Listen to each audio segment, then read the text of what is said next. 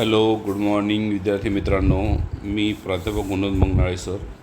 विद्यार्थी मित्रो, मागील 2 लेक्चरमध्ये आपण फर्स्ट आणि सेकंड टॉपिकचे व्हिडिओ बनवलेले आहेत. मला वाटतं तुम्ही नक्की त्याचा फायदा घेत आहात, कारण यावर्षी 12वीच्या बोर्डच्या परीक्षा कॉपीमुक्त वातावरणामध्ये जात असल्यामुळं नक्कीच तुम्हाला या कंटेंटचा फायदा होत आहे आणि कमी वेळामध्ये तुम्हाला लवकरात लवकर चांगल्या प्रकारे स्कोरिंग करण्यासाठी हा व्हिडिओ तुम्हाला नक्कीच मदत करेल बोर्डच्या परीक्षेमध्ये. त्यासोबत ह्या व्हिडिओमधून तुम्हाला CETसाठी सुद्धा बऱ्याच गोष्टी काही शिकायला मिळतील. MCQ इत्यादी सॉल्व्ह होतील आणि त्याचसोबत नीटच्या परीक्षेमध्ये सुद्धा तुम्ही नक्कीच या व्हिडिओच्या माध्यमातून स्कोरिंग चांगलं करू शकाल. सिलेबस जास्त वेगळा नाही आहे. तुम्ही पाहिलात तर बोर्डचा आणि नीटचा सिलेबस जवळपास 90% सेम आहे बायोलॉजीचा तरी. त्यामुळं गैरसमज न करून घेता नीटचा सिलेबस जो आहे तोच बोर्डचा आहे हा कन्सेप्ट मान्य करून तुम्ही जर थेरॉटिकली प्रश्न आणि उत्तर लिहिण्याचा प्रयत्न केलात तर उत्तर लिहिण्याची प्रॅक्टिस तुम्हाला जर असेल तर नक्की तुम्ही बायोलॉजीमध्ये 70 पैकी 50-60 मार्क आरामात घेऊ शकाल. त्यामुळं पासिंगचं टेन्शन नका घेऊ. पासिंग तुम्ही सहज होऊन जाल. ठीक आहे. आणि हे व्हिडिओ तुम्ही पहा जेणेकरून तुम्हाला नक्की परीक्षेमध्ये चांगल्या प्रकारे पेपर कवर करता येईल. तर वेळ न घालता आपण पहिला जो सेक्शन आहे पेपरमध्ये, क्वेश्चन पेपरमध्ये बोर्डच्या, दॅट इज सेक्शन ए असतो आणि एक सेक्शन एमध्ये मल्टिपल चॉईस क्वेश्चन असतात. मागील 2 टॉपिकमध्ये शिकवल्याप्रमाणे आपण आता पण मल्टिपल चॉईस क्वेश्चन आहेत ते पाहणार आहोत. जवळपास इथं 9 मल्टिपल चॉईस टाईप क्वेश्चन आहेत. पहिला जो क्वेश्चन आहे त्यातला फिनोटायपिक आणि phenotypic ratio of incomplete dominance of मर्बेले जलापा. ओके, मर्बेले जलापा हे प्लांट आहे, ज्या प्लांटमध्ये जो इनकम्प्लीट डॉमिनन्स होतं आणि फिनोटायपिक रेशो जो आहे दॅट इज 1:2:1 येतं. तुमच्या माहितीच तो या मर्बेले जलापाचं फिनोटायपिक रेशोसुद्धा आणि जिनोटायपिक रेशोसुद्धा सेम येतो. फिनोटायपिक रेशो पण तोच येतो आणि जिनोटायपिक रेशो पण तोच येतो. कोणाचा? मर्बेले जलापा. त्यामुळे लक्षात ठेवा. दुसरा क्वेश्चन आहे in dihybrid cross F2 generation offspring shows 4 different phenotypes. Dihybrid क्रॉसमध्ये F2 जनरेशनमध्ये काय 4 डिफरंट फिनोटाईप असतात. कोणते? 9:3:3:1 हे 4 डिफरंट फिनोटाईप असतात. वाईल द जिनोटाईप्स आर, जिनोटाईप काय असतील तर जिनोटाईप असतात 9. कसं काय तुम्हाला माहीत असेल. Genotypic ratio of the dihybrid cross जो आहे, ओके, काय जर डायहायब्रिड क्रॉस जिनोटायपिक रेशो 1:2:1:1:4:1 पुन्हा 1:2:1:1 म्हणजे 12:24:12:12:1 असं टोटल जो रेशो आहे 1:2:2:4:1:2:1:1 मग त्यामध्ये नंबर ऑफ जिनोटाईप किती आहेत तर नंबर ऑफ जिनोटाईप आहेत 9. तर मग अशा प्रकारे तुमचा आन्सर जे आहे बी आहे 9. तिसरा क्वेश्चन आहे a cross between an individual with unknown genotypes. Cross between individual with unknown genotype for a trait with recessive plant is that. Unknown genotype म्हणजे काय? F1. ओके, F1 समजा तुम्ही घेतलात आणि त्याचा रेसिसिव्ह क्रॉस केलात, म्हणजे समजा F1 तुम्ही काय घेतलात कॅपिटल W स्मॉल w घेतलात आणि त्या अननोन आहे हा आणि जिनोटाईप अननोन आहे. फिनोटाईप तर माहीत आहे आपल्याला, कलर्ड आहे. So cross between the individual with unknown genotype for trait with ratio plant is. जर ह्या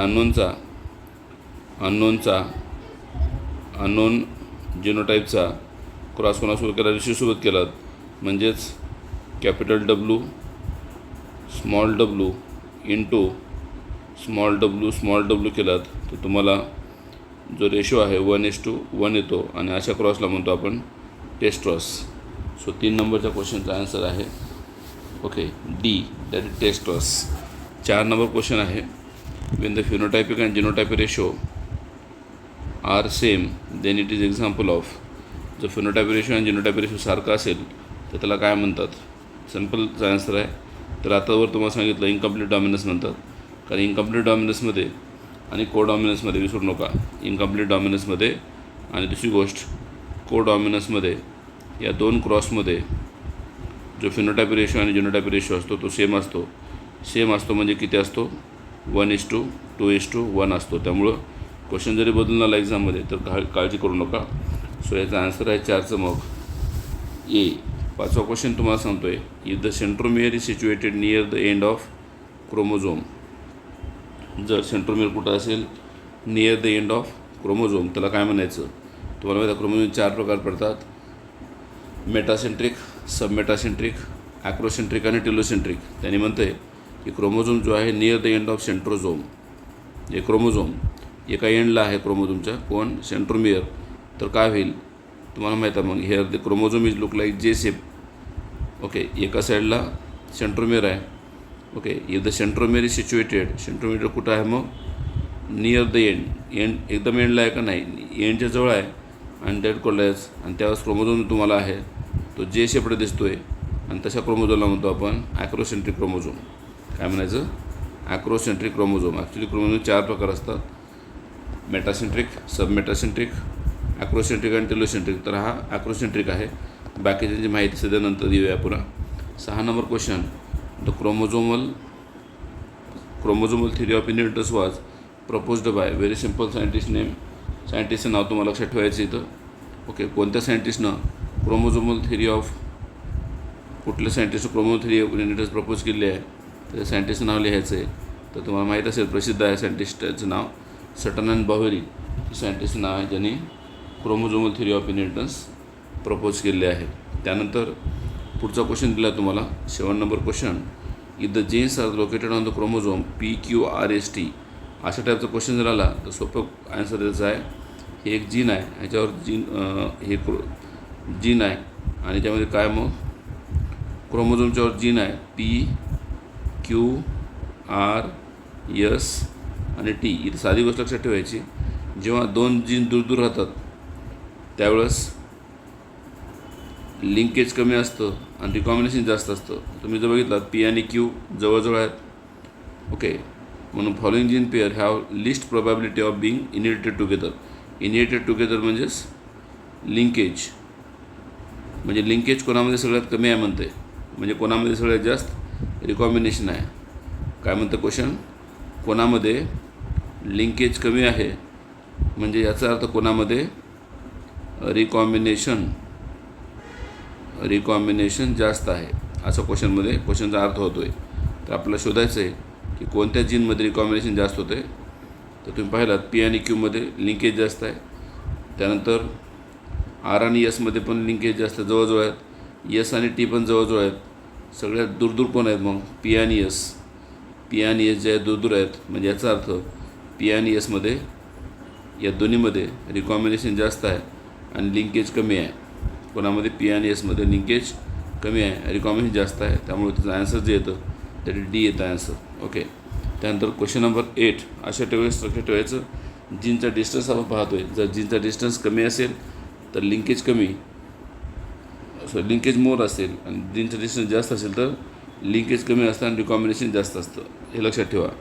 आणि लिंकेज आणि रिकॉम्बिनेशन दोन्ही एकमेकाच्या अपोजिट असतात, हे पण लक्षात ठेवा.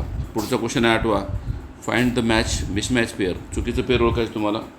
तर चुकीचं पेअर ओळखत असताना तुम्हाला माहीत आहे डाऊन सिंड्रोममध्ये पाहिलात तर तुम्हाला माहीत असेल 45A असतं प्लस XX किंवा 45A प्लस XY असतं, म्हणजे डाऊन सिंड्रोम जिनोटाइप हा आहे. त्यामुळं हा जो दिला आहे तुम्हाला A चुकीचा आहे. सो आन्सर याचं कंप्लीट यायचं. तर टर्नर सिंड्रोम बरोबर आहे, चुकीचं नाही. तुम्हाला मिसमॅच पेअर ओळखायचं, चुकीचं पेअर ओळखायचं आहे. तर A नंबर ऑप्शन जे आहे ते चुकीचं पेअर आहे, बाकीचे ऑप्शन करेक्ट पेअर आहेत. ओके, त्यानंतर पुढचा क्वेश्चन आणि शेवटचा क्वेश्चन MCQमधला, a colour blind man marries a woman who's homozygous for normal colour visions, probability of the सनची प्रोबॅबिलिटी काय असं विचारलं तुम्हाला. इथं तुम्हाला क्रॉस करून दाखवतो मी. ओके, कोणाकोणाचा क्रॉस केला आपण, कलर ब्लाइंड मॅनचा जिनोटाइप असतो XY. कोणासोबत मॅरेज केला आहे त्यांनी, ओके, नॉर्मल कलर विजन वुमनचा कसा आहे जिनोटाइप काय, नॉर्मल कलर विजन म्हणजे X कॅपिटल C. तुम्ही जर गॅमेट पाडला ह्याचे किंवा पुणे चेक करून टाकलो तुम्ही गॅमेटला तर मग मेल वर्सेस फिमेल आपण अरेंज करतो आहे. मेल जनरली कधी पण आडवे घेतो आपण हॉरिझॉन्टली आणि फिमेल कधी पण व्हर्टिकली घेतो आहे. तर मेलचं काय आलं मग एक्स स्मॉल सी वाय आणि फिमेलचं काय आलं एक्स कॅपिटल सी. एकच घेतो मी, दोन्हीपैकी एक घेतलं चालते कोणी पण, काय अडचण नाही. तर मग काय आलं X capital C X small C that is carrier female आली आणि दुसरं X capital C Y that is normal male आलं. तर क्वेश्चनमध्ये विचारलं आहे की असा क्रॉस केल्यानंतर okay what is the probability of son being colour blind. Son colour blind किती असू शकतात, तर 0% असू शकतात. ओके एकही सन कलर ब्लाइंड असू शकत नाही, कारण अशा टाईपच्या इनहेरिटन्सला म्हणतो आपण criss cross inheritance.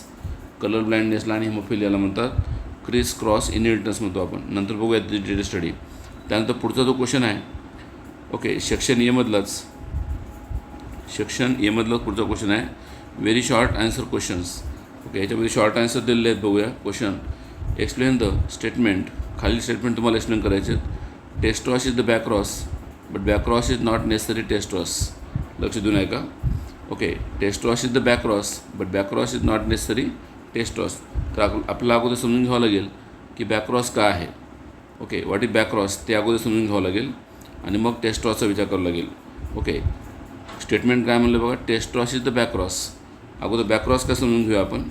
Okay F1 with any पॅरेंटला म्हणतात बॅक्रॉस.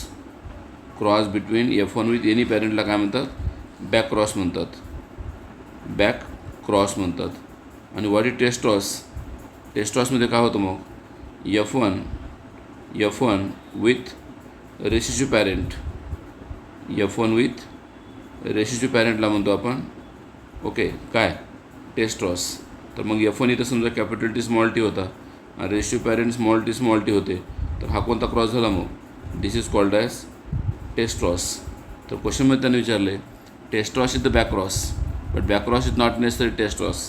कारण लक्ष द्या आपण बॅक्रॉसमध्ये काय करू शकतो माहीत आहे का, F1 सोबत क्रॉस करू शकतो. कोणाचा. ओके F1 काय आला समजा F1 capital T small T आला ना, F1 capital T small T आला तर F1 सोबत आपण क्रॉस करू शकतो. डॉमिनंटचा करू शकतो, कॅपिटल टी डॉमिनंटचा करू शकतो आणि स्मॉल टी रेशिओचा करू शकतो. मग F1 इंटू डॉमिनंट क्रॉस केला तर त्याला म्हणतात आउट क्रॉस. याचा पण रेशो 1:1 येतो. आणि F1 सोबत जर रेशिओ पॅरेंटचा क्रॉस केला तर त्याला म्हणतात टेस्टॉस. ओके ह्याला म्हणतात टेस्टॉस आणि ह्याचा पण रेशो 1:1 येतो. सो दोन्ही केसमध्ये तुम्ही जर पाहिलात तर दोन्ही टेस्टॉस जे आहे तर काय मग हा जो टेस्टॉस आहे ते कोण आहे, बॅक्रॉस आहे.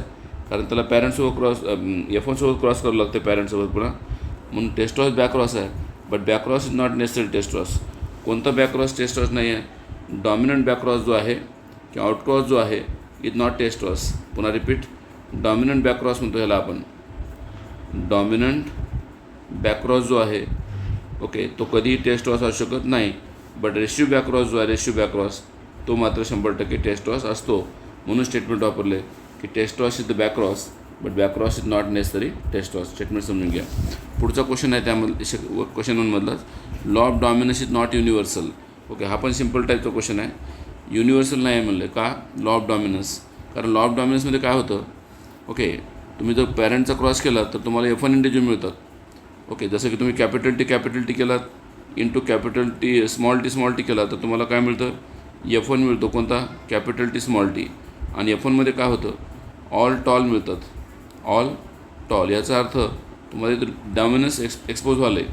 कोणतं कॅरेक्टर एक्सपोज झालं आहे, डॉमिनंट कॅरेक्टर एक्सप्रेस झाले. पण हा अशा प्रकारे डॉमिनंट कॅरेक्टर ऑलवेज एक्सप्रेस होत नाही. कधी काय होतं F1च्यामध्ये ओके F1च्यामध्ये जे कॅरेक्टर येतं ते दोघांचे इंटरमिडिएट येतं. जसं की तुम्हाला माहीत आहे red flower into white flower cross केलात कोणाचं, मर्बेली जलाबा प्लांटचं, तर रेड इंटू व्हाईट क्रॉस जर तुम्ही केलात ओके तर तुम्हाला काय मिळतं मग, पिंक कलरचे फ्लॉवर मिळतात. सो जर तुम्हाला पिंक कलरचे फ्लॉवर मिळाले रेड सोडून तर याचा अर्थ ह्याला म्हणजे incomplete dominance. So incomplete dominance म्हणजेच लॉ ऑफ डॉमिनन्सला एक्सेप्शन आहे. So law of dominance universal का नाही, कारण सगळीकडे लॉ ऑफ डॉमिनन्स लागू पडत नाही. फक्त मेंडलच्या मध्ये लॉ ऑफ डॉमिनन्स होता. बट इनकम्प्लीट डॉमिनन्समध्ये पाहिलात ओके इनकम्प्लीट डॉमिनन्समध्ये पाहिलास किंवा कोडॉमिनन्समध्ये पाहिलात, ओके, कोडॉमिनन्समध्ये पाहिलात तर या दोन्ही क्रॉसमध्ये इनकम्प्लीट डॉमिनन्समध्ये किंवा कोडॉमिनन्समध्ये काय होतं आहे, इनकम्प्लीट डॉमिनन्समध्ये आणि कोडॉमिनन्समध्ये लॉ ऑफ डॉमिनन्स दिसत नाही. जसं की तुम्ही ए ब्लड ग्रुप इंटू बी ब्लड ग्रुप क्रॉस केला तर तुम्हाला चिल्ड्रन्स ए बी ब्लड ग्रुपचे मिळतात. याचा अर्थ हे कोडॉमिनन्स झालं ना, ह्याला काय म्हणून आपण कोडॉमिनन्स. सो कोडॉमिनन्समध्ये सुद्धा तुम्हाला डॉमिनन्स दिसत नाही. इथं ब्लड ग्रुप कोणाला दिसतो, F1चा काय दिसतो, ए बी दिसतो आहे चिल्ड्रनचा, ओके. इथं काय दिसतं आहे, फ्लॉवर पिंक दिसतात. सो याचा अर्थ इनकम्प्लीट डॉमिनन्समध्ये आणि कोडॉमिनन्समध्ये लॉ ऑफ डॉमिनन्स युनिव्हर्सल नसतो किंवा तो फॉलो होत नाही, ओके. पहिला क्वेश्चन अशा प्रकारे संपलेला आहे. दुसरा क्वेश्चन आहे define the following statement, okay. काही डेफिनेशन तुम्हाला सांगायचे, तिथं स्टेटमेंट सांगायचे आहेत. काय स्टेटमेंट आहेत बघूया. चला, पहिलं डायहायब्रिड क्रॉस. डेफिनेशन काय लिहून देणं शक्य नाही, इथं तोंडी सांगतो आहे. डायहायब्रिड क्रॉस म्हणजे काय, the cross between two pure parents, the cross between two pure parents. जसं की तुम्ही राऊंड येल्लो घेतलात तर capital R capital Y into, okay, wrinkled green दुसरा प्लांट घेतलात म्हणजे स्मॉल आर वाय. तर इथं तुम्ही किती पेअर ऑफ कॉन्ट्रास्टिंग कॅरेक्टर घ्यालात, 2 पेअर ऑफ कॉन्ट्रास्टिंग कॅरेक्टर घ्यालात. म्हणून cross between two pure parents. हे 2 प्युअर पॅरेंट आहेत ना, हे 2 काय प्युअर पॅरेंट आहेत, ओके. Differing in 2 pairs. किती पेअर आहेत कॅरेक्टरचे, 2 पेअर्स ऑफ कॉन्ट्रास्टिंग कॅरेक्टर असतील तर त्याला म्हणायचं मग काय, डायहायब्रिड क्रॉस. आणि डायहायब्रिड क्रॉसचा जो रेशो आहे, फिनोटायपिक रेशो किंवा डायहायब्रिड रेशो जो असतो 9:3:1 येतो. कोणाचा, डायहायब्रिड रेशो किंवा फिनोटायपिक रेशो जो आहे 9:3:1 येतो, okay. Now next is homozygous. म्हणजे काय बघूया आपण. वाट इज होमोझायगस कन्सेप्ट जो आहे आपण जीनसाठी लावतो आहे. जेव्हा एखादा क्रोमोझोम किंवा एखादा जीन सेम असेल, ओके, दोन्ही सेम असल्या होमोझायगस म्हणायचं. मग ते डॉमिनंट होमोझायगस असेल किंवा रेशिओ होमोझायगस असेल. आणि होमोझायगसमध्ये कुठलं हायब्रिड कॅरेक्टर नसतं. म्हणून होमोझायगसमध्ये काय असतं, दोन्ही जीन सेम असतात आणि homozygous produce, okay, homozygous individual produce only 1 gametes. Homozygous इंडिव्हिज्युअलपासून काय मिळतं, फक्त एकाच प्रकारचे गॅमेट मिळतं, एकाच टाईपचे गॅमेट मिळतात, पहिली गोष्ट. आणि होमोझायगस इंडिव्हिज्युअलला आपण प्युअर लाईन पण म्हणू शकतो. होमोझायगस इंडिव्हिज्युअलला काय म्हणू शकतो आपण, प्युअर लाईन म्हणू शकतो. कारण त्यामध्ये हायब्रिड कॅरेक्टर नसतात आणि होमोझायगस इंडिव्हिज्युअल असतात, एकाच टाईपचे गॅमेट तयार करतात, ओके. जसं कॅपिटल टी घेतलात तर एकच कॅपिटल टी, स्मॉल टी घेतलात एकच स्मॉल टी. म्हणून जेव्हा 2 जीन सेम असतात इंडिव्हिज्युअलमध्ये त्याला म्हणायचं होमोझायगस, ओके. त्यानंतर पुढचं पॉईंट हेट्रोझायगस.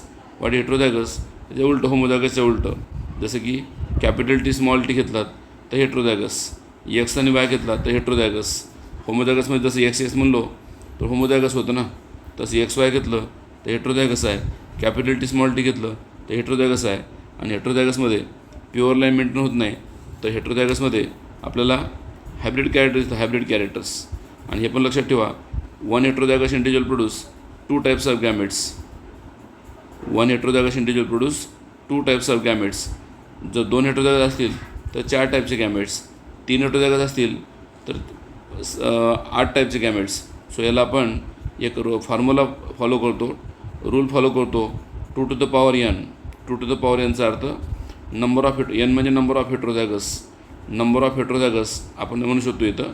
जसं की 3 हेट्रोझायगस असेल नंतर 3 हेट्रोझायगस असतील, ओके, तर गॅमेट किती पडतात मग, 3 हेट्रोझायगसचे 8 पडतात. कारण मी 2 to the power n म्हणलो म्हणजे 3 हेट्रोझायगस आहे, तर 2चा पॉवर मी 3 घेतलो, तर 2चा पॉवर जर 3 घेतलो तर नंबर ऑफ गॅमेट मला किती मिळतील, मग इथं 8 मिळतील. मी 2चा पॉवर 2 घेतलो तर नंबर ऑफ गॅमेट किती मिळते, मला 4 मिळतील. जर 2चा पॉवर 1 घेतलो तर मला गॅमेट किती मिळतील, 2 भेटतील.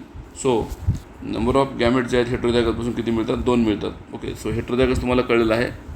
हेट्रोझायगसला आपण हायब्रिड म्हणतो. नंतर पुढचा पॉईंट टेस्टॉस. मी आता सांगितलं तुम्हाला एका मिनिटाखाली की जर तुम्ही F1 इंडिव्हिज्युअलचा कोणासोबत क्रॉस केलात, if you cross the F1 individual with ratio parents, लक्ष द्या, जर F1 इंडिव्हिज्युअलचा आपण काय केलो, रेसिशिव्ह पॅरेंट्ससोबत क्रॉस केलो तर त्याला काय म्हणतो, टेस्टॉस. आणि टेस्टॉसचा पर्पज काय की तुम्हाला जे पुढचे जिनोटाईप मिळणार आहे ते डॉमिनंट मिळणार आहे, रेशिओ मिळणार आहे, कुठल्या फॉर्ममध्ये मिळणार आहे. तर टेस्टॉसमध्ये तुम्ही जर पाहिलात तर रेशो तो 1:1च येतो. रेशो काय येतो 1:1च येतो कोणामध्ये टेस्टॉसमध्ये.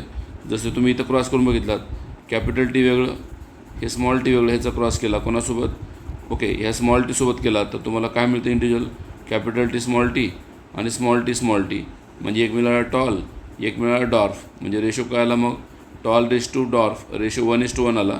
सो ह्या क्रॉसला आपण म्हणतो मग टेस्टॉस म्हणजेच रेसिशिव्ह बॅक क्रॉसला म्हणतो आपण टेस्टॉस. F1 इंटू रेशिओ पॅरेंटला म्हणतो आपण टेस्टॉस.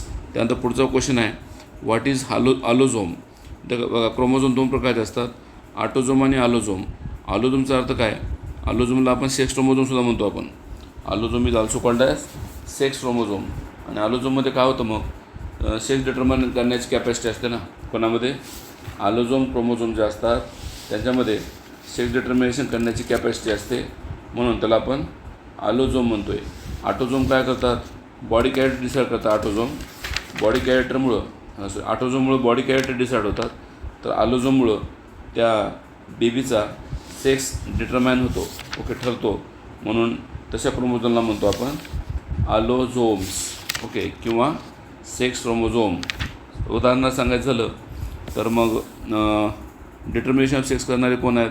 फॉर एक्झाम्पल आपल्यामध्ये सांगायचं झालं आलोझोममध्ये तर एक्स किंवा XY, ज्यामुळं काय होतं, बेबीचा सेक्स डिसाईड होतो ना.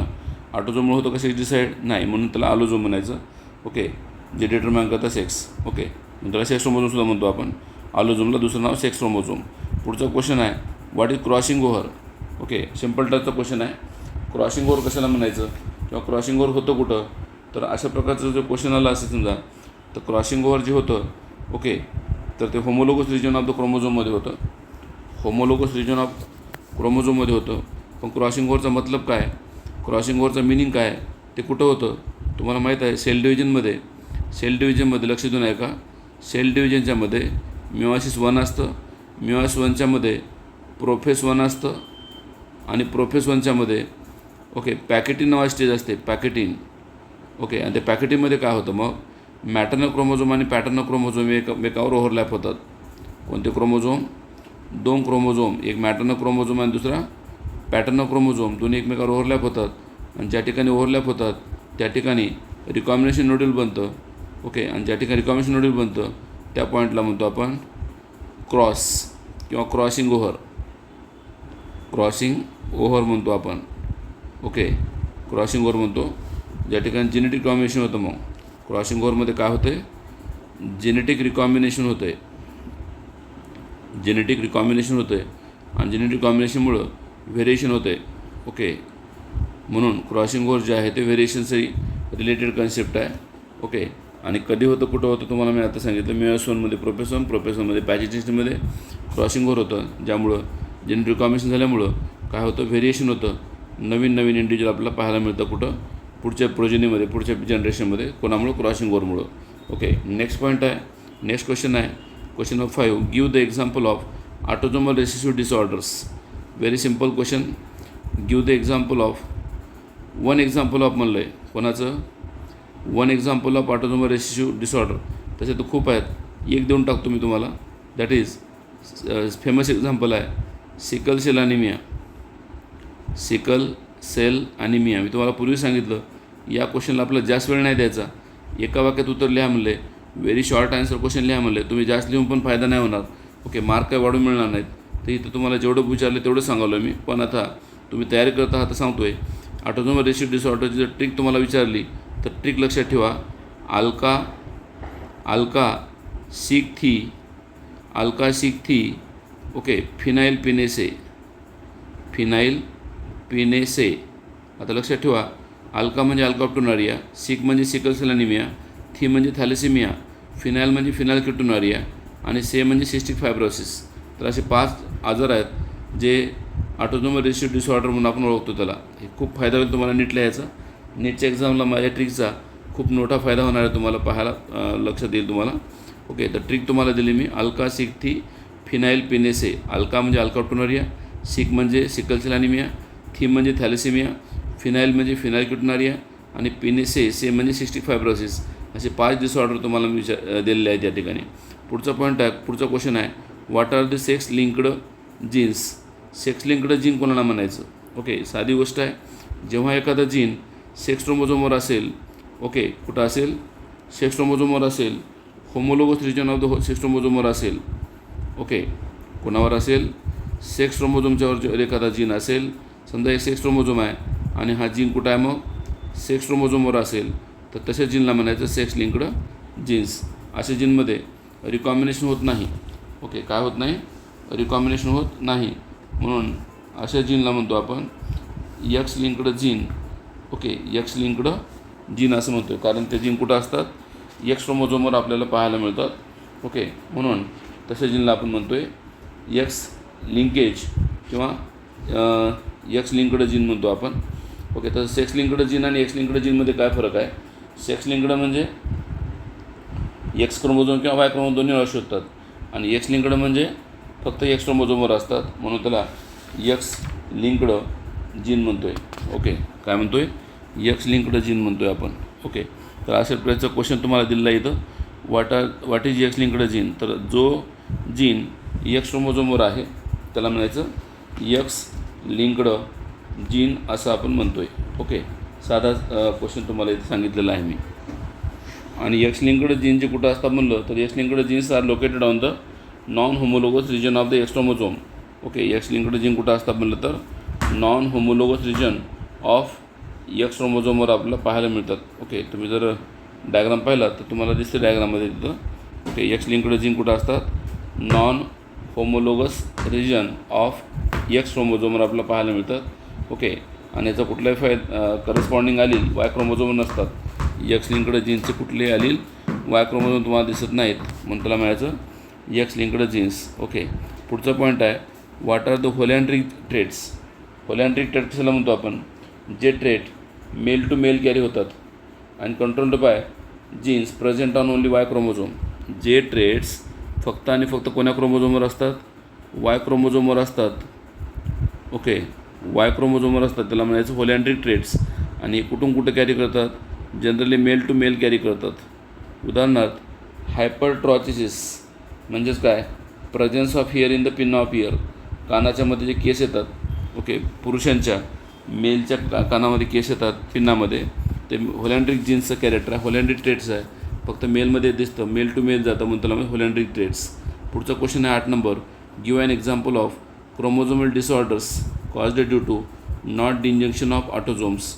Okay, not disjunction of autosomes. Actually तुम्ही जर एक्झाम्पल पाहिलात तर काय म्हणलं त्यांनी question? Give the example of chromosomal disorder cause due to non disjunction of autosome. इथं तुम्हाला फोकस करायचं ऑटोझोम महत्त्वाचा पॉईंट आहे. ओके, आणि तुम्हाला माहीत आहे नॉन डिंजंक्शन म्हणजे काय समजून घ्या. जेव्हा अनाफेसमध्ये काय होतं? अनाफेसमध्ये क्रोमोझोम हाफ ऑफ डिवाइड व्हायला पाहिजे ना, क्रोमोझोम अर्धे डिवाइड व्हायला पाहिजे. जर ते डिवाइड न होता एकीकडं एकच क्रोमोझोम गेला आणि एकीकडं 3 गेले, समजा हे अर्धे जायला पाहिजे होते ना, हाफ ऑफ जायला पाहिजे होते, पण हाफ ऑफ न जाता एकीकडं किती गेले? 3 गेले, इकडे एकच राहिला, तर मग ह्याला काय म्हणतो आपण? ह्याला म्हणतो आपण ट्रायसोमी. ट्रायसोमी. आणि तुम्हाला माहीत आहे ऑटोझोममध्ये ट्रायसोमी कुठं होते? ऑटोझोममध्ये ट्रायसोमी जे होते that is in the down syndrome होते. डाऊन सिंड्रोम होते. ओके, क्वेश्चनमध्ये तुम्हाला विचारले डिसऑर्डर सांगा म्हणून, तर डाऊन सिंड्रोमची जी डिसऑर्डर आहे त्याच्यामध्ये काय होतं? 45 ऑटोझोम असतात, म्हणजेच 21st ट्रायसोमी असते. 21st पेअर ऑफ क्रोमोझोम जे आहे तिथं 3 क्रोमोझोम असतात, म्हणून त्याला 21st ट्रायसोमी म्हणतो आहे. आणि हे एक्झाम्पल आहे कोणाचं? Chromosomal disorder to non disjunction of autosome. Autosome chromosome non disjunction म्हणजे प्रॉपरली डिवाइड न होता, हाफ ऑफ डिवाइड न होता, कुठं कमी होते कुठं जास्त होते, म्हणून त्याला म्हणजे नॉन डिजंक्शन. ओके, पुढचा क्वेश्चन आणि शेवटचा क्वेश्चन आहे व्हेरी शॉर्ट आन्सरचा. Give the example of complete sex linkage.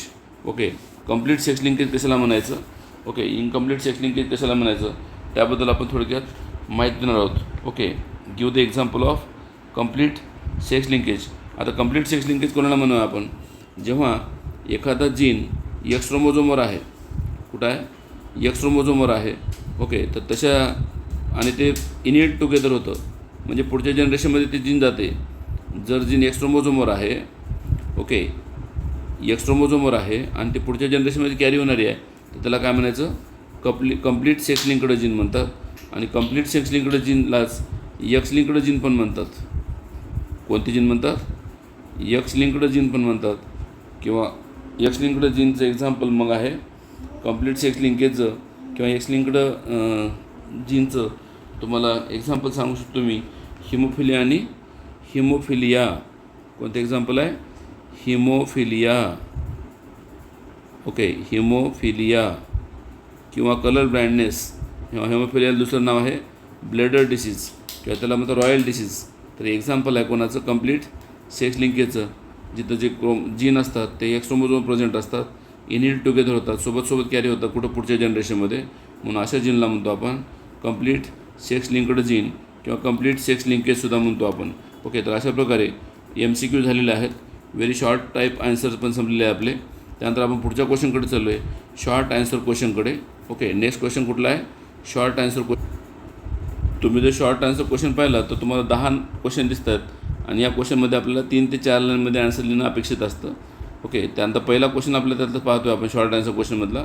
Enlist the 7 traits of pea plants selected study by Mendel's. मेंडलनं 7 पेअर्स ऑफ ट्रेस्ट कॅरेक्टर दिलेले आहेत, ते आपल्याला स्टडी करायचे. तुम्हाला सर्वांना माहीत आहे ते 7 पेअर ऑफ कॅरेक्टर कोणते कोणते असतात. ओके, काही सीड बेस्ड आहेत, काही पॉड बेस्ड आहेत. तुझ्यासमोर ओपन केलं मी 7 पेअर ऑफ कॉन्ट्रास्टिंग कॅरेक्टर कोणकोणते आहेत, त्यातले अर्धे डॉमिनंट अर्धे रेशिओ आहेत. ओके, तर क्वेश्चन तुम्हाला विचारलेलं आहे काय? एक्सप्लेन द किंवा English the 7 traits of pea plant selected study by Mendel. कोणकोणती 7 ट्रेट्स आहेत मग? Round, wrinkled, yellow, green, implanted, constricted, green, yellow, purple, white, axial, terminal आणि टॉल आणि डॉर्फ. ओके, किंवा शॉर्ट असे डॉमिनंट 7 ट्रेट्स आहेत, recessive 7 trait आहेत. म्हणजे ट्रेट किती आहेत टोटल? ट्रेट्स आहेत 14 आणि कॅरेक्टर किती आहेत? कॅरेक्टर आहेत 7. ओके, मग तुम्हाला क्वेश्चनमध्ये विचारले enlist 7 traits of pea plant selected आणि studied by Mendel's. So 7 trait जे आहेत त्यातले आपण 50% डॉमिनंट आहेत, 50% रेशिओ आहेत. सो ह्याला आपण सिलेक्टेड ट्रेट्स असं म्हणतो आहे, कॅरेक्टर्स असं म्हणतो आहे कोणाचे? पी प्लांटचे. पी प्लांट सायंटिफिक नेम आहे पायसियम सॅटायम. ह्याच्यामध्ये सीड बेस्ड 2 आहेत, पॉड बेस्ड 2 आहेत, फ्लॉवर बेस्ड 2 आहेत आणि हाईट बेस्ड 1 कॅरेक्टर आहे. तर अशा प्रकारे 7 कॅरेक्टर आपल्याला पाहायला मिळतात आणि ट्रेट्स पाहायला मिळतात आहेत आपल्याला. ओके, सो हा क्वेश्चन तुम्हाला दिसला आहे. आता पुढचा जो क्वेश्चन तुम्हाला सांगतो नेक्स्ट क्वेश्चन. ओके, पुढचा जो क्वेश्चन आहे कशामध्ये? शॉर्ट आन्सर क्वेश्चनमध्ये दुसरा क्वेश्चन आहे why law of segregation is also called as law of purity of gametes. Law of सिग्रिगेशनलाच law of purity of gamete का म्हणतो आपण? पुढचा क्वेश्चन तुम्हाला सांगतो मी. ओके, लॉ ऑफ सिग्रिगेशनलाच law of purity of gamete का म्हणतात? साधा क्वेश्चन आहे. ओके, आणि तो जो लॉ आहे law of purity of gamete किंवा लॉ ऑफ सिग्रिगेशन जो आहे तो युनिव्हर्सल आहे. ओके, तुझ्यासमोर इथं आहे लॉ ऑफ सिग्रिगेशन जो आहे तो प्युरिटी ऑफ गॅमेट जो आहे तो युनिव्हर्सल आहे. का? This law is based on the fact that allele जे आहेत ते एकमेकांसोबत ब्लेंड होतात. ओके, do not show any blending किंवा मिक्स होत नाहीत आणि ते पुन्हा रिकवर होतात आणि F2 जनरेशनमध्ये पुन्हा ते सेपरेट होतात गॅमेट्स किंवा अलील्स. ओके, आणि म्हणून जे फॅक्टर्स आहेत सेग्रिगेट होतात पुन्हा. ओके, आणि म्हणून the gametes which are formed are always pure. Gamete कसे असतात? प्युअर असतात आणि हेप्लॉइड फॉर्ममध्ये असतात.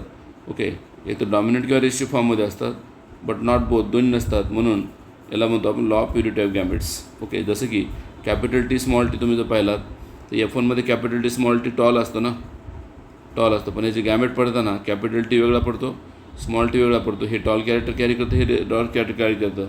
म्हणून गॅमेट जे असतात ते ऑलवेज प्युअर असतात, हेप्लॉइड असतात. म्हणून त्याला आपण law of purity of gametes असं वापरलेला आहे शब्द. लॉ ऑफ सिग्रिगेशनला law of purity of gamete म्हणतात. तिसरा क्वेश्चन आहे write a note on pleiotropy. Very simple टाईपचा क्वेश्चन आहे. What is pleiotropy? Okay, question काय तिथे? Write note on the pleiotropy. लक्षात ठेवा की प्लिओट्रॉपीचा मतलब काय अगोदर? Pleiotropy is the example of intergenic interactions, जिथे डिफरंट जीन तुम्हाला पाहायला मिळतात आणि त्या जीनचं इंटरॅक्शन पाहायला मिळतं. इथे single gene control 2 or more कॅरेक्टरमध्ये. लक्ष द्या, पॉईंट लक्ष देऊन. सिंगल जीन आहे पण कॅरेक्टर किती कंट्रोल करायला? 2 or more. Is called pleiotropic gene आणि द फिनॉमिना कॉल्ड प्लिओट्रॉपिक किंवा प्लिओट्रॉपिझम म्हणतात. आणि तुम्ही जर खाली रेशो पाहिलात, जर 2 हेटेरोझायगस तुम्ही कॅरियर घेतलात 2 हेटेरोझायगसचं मॅरेज केलात, कोणी 2 सिकलसेल ॲनिमियाच्या कॅरियरचं मॅरेज केलात, तर तुम्हाला 4 बेबी मिळतात आणि 4 बेबीपैकी एक मरतं ना, एक मरतं. म्हणून जो रेशो आहे तुमचा तो बदलला, 1:2 आला. पूर्वी रेशो कसा होता, 1:2:1 होता. त्यातला शेवटचा 1 मेला, म्हणजे रेशो जो आहे तो डिव्हिशन होऊन 1:2 येतो आहे. सो याचा अर्थ प्लेओट्रॉपिझममध्ये काय होतं, मग रेशो जो आहे तो 1:2 येतो आहे, 2:3च्या म्हणजे. आणि मग recessive homozygotes and the disease sickle cell anaemia caused by gene HBS हाच रेशिओ आहे. नॉर्मल असले HBA आहे, डॉमिनंट असले HBA, आणि ज्या पर्सनमध्ये HBS कॅरियर म्हणतो आपण. आणि सिकल सेल ॲनिमियामध्ये काय होतं, RBCचा जो शेप आहे ते सिकल लाईक होतो, असा सिकल लाईक होतो, हाफ मून शेप होतो. आणि ऑक्सिजन कॅरिंग कॅपॅसिटी जी आहे ते काय होते, कमी होते. बॉडीमध्ये ऑक्सिजनचं कॉन्सन्ट्रेशन कमी होतं, म्हणून ॲनिमियासारखा आजार आपला दिसतो कोणामध्ये, प्लिओट्रॉपीमध्ये. सो प्लिओट्रॉपी म्हणजे काय, मग क्वेश्चनमध्ये तुम्हाला विचारलं आहे राईट नोट ऑन प्लिओट्रॉपी. तर प्लिओट्रॉपी म्हणजे काय ते पण सांगितलं तुम्हाला. ओके, सिंगल जीन असते, कंट्रोल करते 2 or more कॅरेक्टर्स किंवा ट्रेड्स, त्याला प्लिओट्रॉपी म्हणतात. आणि प्लिओट्रॉपीचं एक्झाम्पल पण सांगितलं तुम्हाला कशाचं, प्लिओट्रॉपी, सिकल सेल ॲनिमिया. आणि रेशो पण सांगितला, रेशो आहे 1:2. ओके, त्यानंतर पुढचा क्वेश्चन जो आहे तुम्हाला सांगतो मी, what are the reasons for Mendel success. मेंडलनं जे कॅरेक्टर स्टडी केले त्याच्यामागे मेंडलचं सक्सेस काय आहे, मेंडल कुठल्या गोष्टीमुळे सक्सेस झाले, मेंडलनं काय कॅरेक्टर्स घेतले होते ज्यामुळे मेंडल्सचं सक्सेस आपल्याला पाहायला मिळते. ओके, तर what is the reasons of Mendel's success म्हणून आपला पॉईंट क्वेश्चन विचारू शकतात. ओके, तर इथं तुम्हाला पॉईंट दिले बघा. मेंडल सक्सेसचे पहिलं सक्सेसचं कारण आहे त्याचे एक्सपेरिमेंट जे होते केअरफुली प्लॅन होते आणि लार्ज सॅम्पल घ्यायचे, ते क्रॉस करताना लार्ज सॅम्पलमध्ये क्रॉस करायचे. दुसरं कॅरेक्टर आहे, केअरफुली रेकॉर्ड मेंटेन केलं होतं त्यांनी आणि प्रत्येक रेकॉर्डचं कॅरेक्टर्स त्यांनी स्टडी करून रेशो काढला होता. तिसरं कारण आहे, in P plant contrasting character असतात. ओके, आणि ते रेकॉर्ड करतो आपण easily, contrasting character easily record करतो आपण. चौथं कारण आहे, 7 डिफरंट कॅरेक्टर असतात. ओके, आणि कंट्रोल्ड बाय सिंगल ट्रेड्स किंवा फॅक्टर्स. ओके, आणि जे फॅक्टर आहेत पुन्हा ट्रान्समिट होतात कुठून, जनरेशन टू जनरेशन. आणि सगळ्यात शेवटचं पॉईंट, ह्यांनी इंट्रोड्यूस केलं कन्सेप्ट ऑफ डॉमिनन्स अँड रेसिस्टिव्हनेस, कोण, मेंडलने. आणि या सगळ्या गोष्टीमुळं मेंडल जास्त सक्सेसफुल झाले असं आपण म्हणू शकतो. मग ओके, चौथा क्वेश्चन होता. पाचवा क्वेश्चन आहे, खूप सोपा आहे. Okay, father is responsible for determination of sex of child and not the mother, justify. काय कारण आहे की ज्यामुळं फादर रिस्पॉन्सिबल आहे कशाला, बेबीचा सेक्स डिटर्माइन करण्यासाठी. आपण पुन्हा तुम्हाला सांगतो आहे, आपण आहोत सध्या शॉर्ट आन्सर क्वेश्चनमध्ये. 4 क्वेश्चन आपले झालेले आहेत ऑलरेडी. आपण 5व्या क्वेश्चनकडे आलो. आता पहिला, दुसरा, तिसरा, चौथा हे क्वेश्चन 2 किंवा 3 मार्काला विचारतात, त्यामुळं 4 क्वेश्चन आपले झालेले आहेत. आता आपण 5व्या क्वेश्चनकडे आलो आहे. Father responsible for determination of sex of child not the mother, काय कारण आहे, जस्टिफाय करा म्हणजे त्याने. ओके, तुम्हाला माहीत आहे फादरमध्ये किती क्रोमोझोम असतात, वेगळे क्रोमोझोम असतात XY, आणि मदरमध्ये किती असतात, सेम टाईपचे क्रोमोझोम असतात. ओके, कोणते, XX. मग फादरचा Y क्रोमोझोम जर गेला कोणाकडं, Xकडं, तर मग काय होतं, नक्कीच बॉय तयार होतो, अदरवाईज गर्ल तयार होते. आपण जर ह्युमनचा विचार केला, फादर काय रिस्पॉन्सिबल आहे ह्युमनमध्ये, तुम्ही जर पाहिलात तर ह्युमनमध्ये मेल पार्टनर XY आहे, फिमेल पार्टनर XX आहे. तर तुम्हाला माहीत आहे मेल गॅमेट काय पडतात, मग X वेगळा आणि Y वेगळा. फिमेल काय पडतो, एकच X पडतो. आणि मग X टाईप ऑफ गॅमेट किंवा X टाईप ऑफ स्पर्म जर X टाईप ऑफ ओहासोबत फ्यूज झाला तर काय तयार होतं, मग X टाईप आणि X, तर काय बनते, मग इथं बनते गर्ल. किती गर्ल बनल्या, 50% प्रोबॅबिलिटी आहे गर्ल बनण्याची. आणि Y टाईप ऑफ स्पर्म जर X टाईप ऑफ ओहासोबत फ्यूज झाले तर इथं बनतो बॉय. म्हणजे इथं गर्लमध्ये काय झालं, जिनोटाईप XX. ओके, आणि ऑटोझोम बनले मग. ओके, 44 ऑटोझोम प्लस XX बनलं. आणि इकडं बॉयमध्ये काय बनलं, 44 ऑटोझोम प्लस XY बनलं. म्हणजे दोन्ही केसमध्ये पाहिलात तर 50% प्रोबॅबिलिटी आहे बॉय किंवा गर्ल होण्याची. म्हणून हे लक्षात ठेवा, ह्याला म्हणतो आपण सेक्स डिटर्मिनेशन ह्युमन बिईंग, ज्यामध्ये फादर रिस्पॉन्सिबल आहे determination of sex of child, not the mother, justify. म्हणून फादरकडून जे Y क्रोमोझोम येतात तो ठरवतात की मुलगा बनवायचं. Y क्रोमोझोम आला तर मुलगा बनतो आणि X क्रोमोझोम आला तर मुलगी बनतं. म्हणून Y क्रोमोझोम फादरकडे आहे, म्हणून फादर ठरवतात बेबीचा सेक्स काय येणार आहे. पण आता समाजामध्ये तुम्ही जर पाहिलात, समाजामध्ये जनरली फिमेलला दोषी ठरवतात. एखाद्या फिमेलला मूल होत नसेल तर फिमेलला दोषी ठरवतात. चुकीचं आहे ते. फादर महत्त्वाचं आहे, रिस्पॉन्सिबल आहे. पुढचा क्वेश्चन आहे, what is linkage, how many linkage groups are occur in human being. Linkage म्हणजे काय आणि ह्युमन बिईंगमध्ये किती लिंकेज ग्रुप आहेत त्याबद्दल आपल्याला इन्फॉर्मेशन द्यायची आहे. ओके, तर लिंकेज म्हणजे काय मग. Linkage means tendency of 2 or more genes present on the same chromosome to be net together are known as linkage. समजा एक क्रोमोझोम आहे आणि त्या क्रोमोझोमच्यावर जीन्स आहेत. ओके, कोणावर, क्रोमोझोमच्यावर जीन आहेत. तर हे जीन जेव्हा क्रोमोझोमवर असतात, सपोज हे 2 जीन आहेत, कोणत्या, एक्स आणि वाय हे 2 जीन आहेत, आणि या दोन्ही जीन सोबत जर असतील, ओके, त्याला लिंक्ड जीन म्हणायचं. मग लिंकेजचा अर्थ कळला का. जेव्हा 2 जीन एका क्रोमोझोमवर असतात, ओके, आणि त्यावेळेस त्याला आपण लिंकेज म्हणतो. आणि linkage groups are do not, how many linkage groups are found in human being. Okay, linkage group कशाला म्हणायचं मग आता. Haploid number of chromosome in human being 23 असतात. Okay, haploid number of chromosome in human being किती असतात, 23 असतात. Therefore linkage ग्रुपसुद्धा ह्युमनमध्ये किती असतात मग, 23 असतात. ओके, लक्षात ठेवायचं साधा फॉर्म्युला. जेवढे नंबर ऑफ हॅप्लॉइड क्रोमोझोम आहेत, जेवढे नंबर ऑफ हॅप्लॉइड क्रोमोझोम आहेत, ओके, तेवढे तिचे काय असणार आहेत, लिंकेज ग्रुप असणार आहेत. ओके, मग इथे ह्युमन बिईंगमध्ये हॅप्लॉइड क्रोमोझोम किती असतात, 23 असतात. मेल किंवा फिमेल पार्टनरमध्ये हॅप्लॉइड क्रोमोझोम किती 23 असतात. म्हणजे याचा अर्थ 23 लिंकेज ग्रुप आहेत. मग ह्युमन बिईंगमध्ये काय आहेत, 23 लिंकेज ग्रुप्स आपल्याला पाहायला मिळतात. साधी गोष्ट आहे. Haploid number of chromosome in human being 23 आहे. Therefore 23 linkage groups are found in human being. Note करा, linkage groups are corresponding to the total number of different chromosomes of a particular species. Okay, वेगळ्या स्पीसीजमध्ये different number of chromosome असतात other than haploid numbers. Therefore ह्युमनमध्ये तुम्ही पाहिलात तर 2 प्रकारचे linkage group तुम्हाला दिसतात बेस्ड ऑन द जेंडर.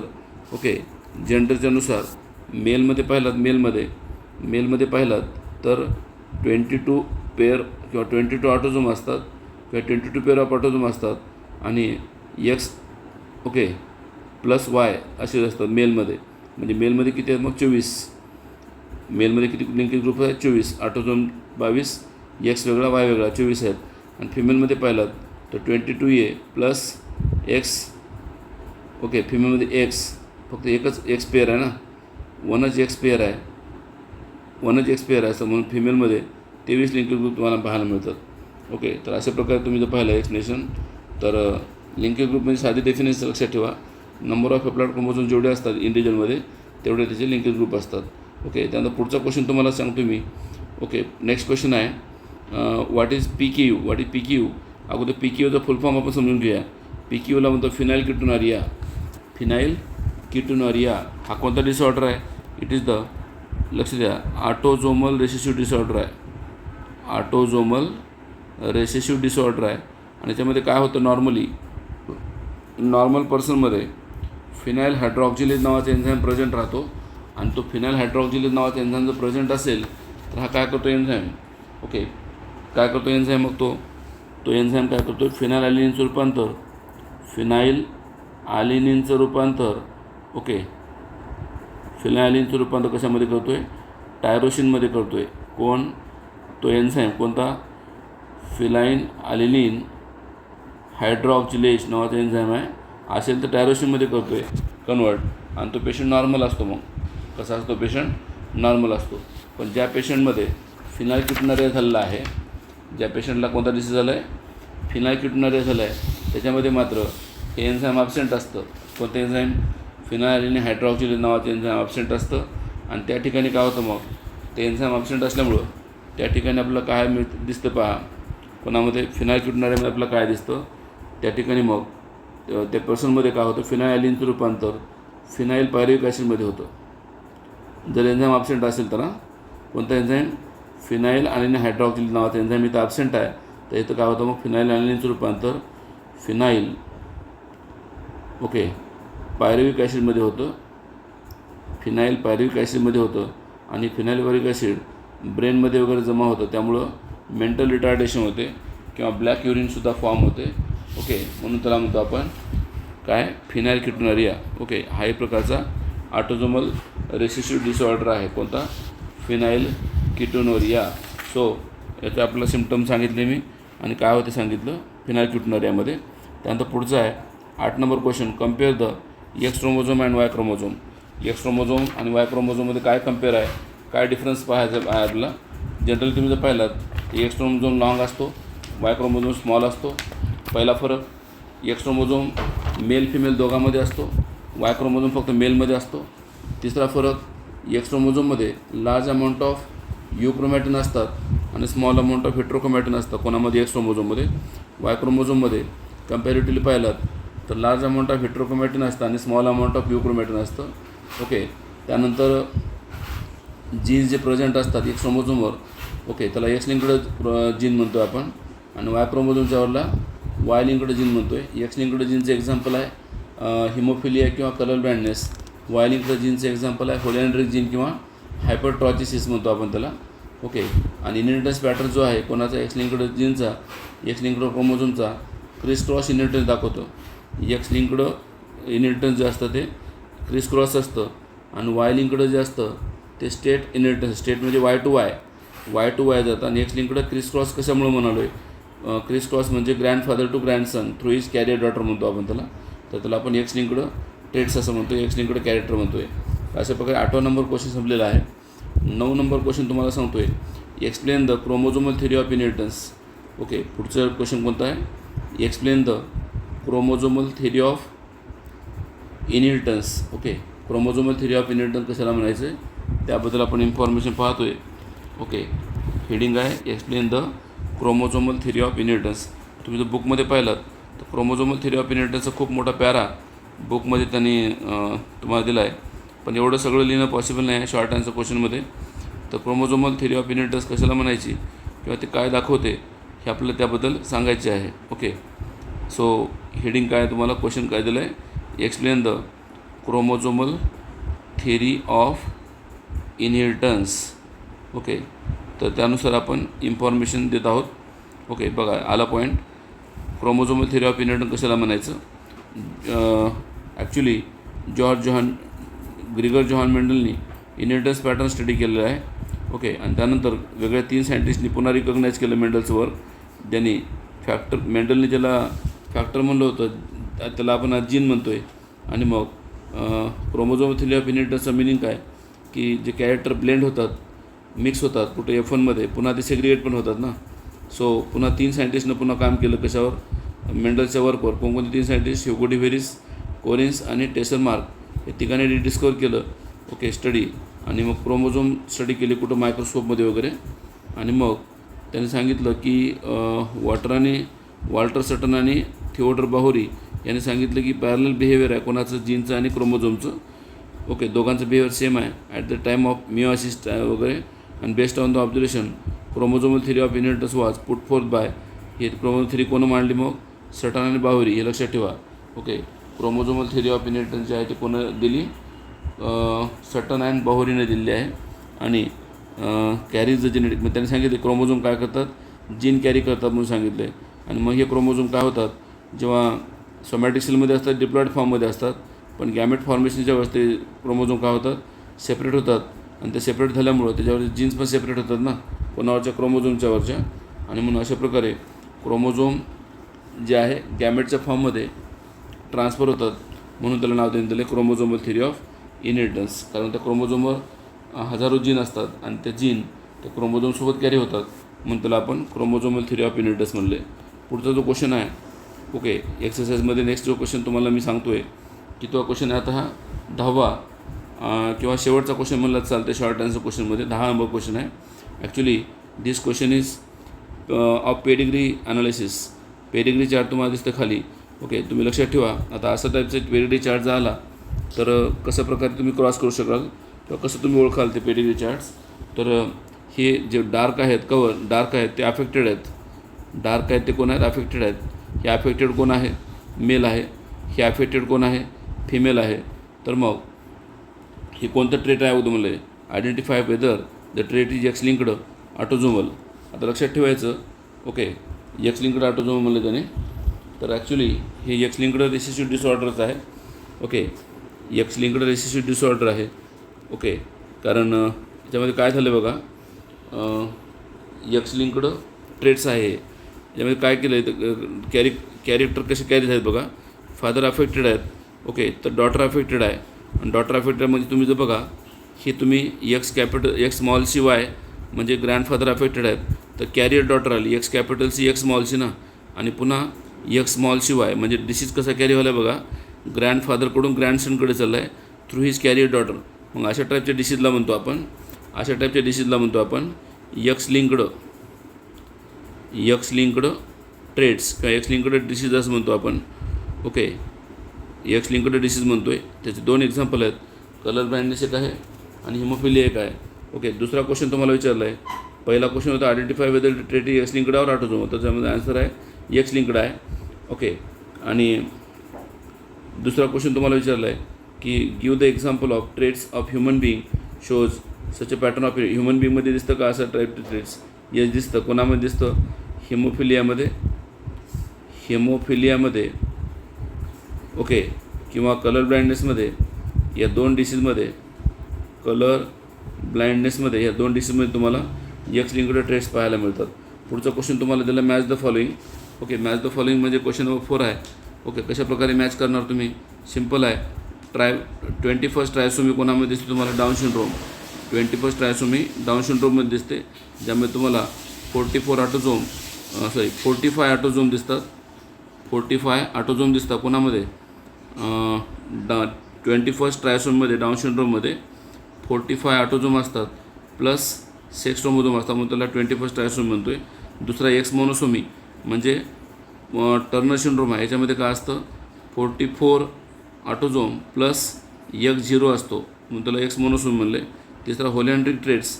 होलियांड्रिक तुम्हाला आता सांगितलं मेल टू मेल कॅरी होतात, वाय क्रोमोझोमसोबत जातात. त्याचे एक्झाम्पल आहे हायपरट्रॉजिसिस म्हणजे formation of hair in the pin of years, कानामध्ये केस असतात, त्याला म्हणून आपण होलियांड्रिक जीन म्हणतो. आणि सगळ्यात शेवटचं फेमिनाइज्ड मेल म्हणजे पुरुष आहे पण स्त्रीसारखा दिसतोय म्हणून त्याला फेमिनाइज्ड मेल म्हणतात. Clean filter syndrome. याच्यामध्ये काय होतं? मेल असून त्याचे ब्रेस्ट एनलार्ज होतात, म्हणून त्याला गायनोकोमॅस्टिया आपण म्हणतो आहे. ओके, आणि याचं जिनोटाईप आहे 44A प्लस XXY. ओके, म्हणून त्याला आपण फेमिनाइज्ड मेल असं म्हणतो आहे. So this is about match the following question number 4 we are completed. आता शेवटचा जो क्वेश्चन आहे लॉंग आन्सर क्वेश्चन, ज्यामध्ये आपल्याला 8 क्वेश्चन दिलेले आहेत, ते आपण डिस्कस करत आहोत. हॅलो स्टुडंट्स, आता आपण पुढचा क्वेश्चन डिस्कस करणार आहोत. कोणता? Long answer questions. ओके, आणि त्यामध्ये पहिला क्वेश्चन आहे what is dihybrid cross, explain with the help of suitable example and checkerboard method. Okay, dihybrid cross काय आहे आणि त्याचं तुम्हाला काय करायचं? सुटेबल एक्झाम्पल्स आहेत. ओके, चेकरबोर्ड मेथडने एक्सप्लेन करायचं आहे. तुम्हाला माहीत आहे what is dihybrid cross? Dihybrid cross is nothing but the cross between 2 pure parents differing in 2 pairs of contrasting character, त्याला म्हणतो आपण dihybrid cross. Okay, cross between 2 pure parents differing in 2 pair of contrasting character. 2 pair कोणते? Round आणि yellow ही एक pair आहे, आणि wrinkled आणि green दुसरं पेअर आहे. म्हणून 2 पेअर ऑफ कॉन्ट्रास्टिंग कॅरेक्टर असतात. या पॅरेंटपैकी आपण एक मेल कन्सिडर करूया, एक फिमेल कन्सिडर करूया. So what is dihybrid cross? Cross between parent differing in 2 inheritable traits called a dihybrid cross. Example, cross of pure tall round seed plants with dwarf and wrinkled seed plants. Okay, also perform the dihybrid cross between the pea plants. Okay, there are 2 pairs of contrasting character. मी तुम्हाला पहिलं 2 pair contrasting character घेतले, एक round yellow आणि wrinkle green असे 2 pair घेतले. आणि phenotype तुम्हाला दिला. मग जिनोटाईप काय आला? Capital R, capital R, capital Y, capital Y, small R, small R, small Y, small Y. Gamete काय आले?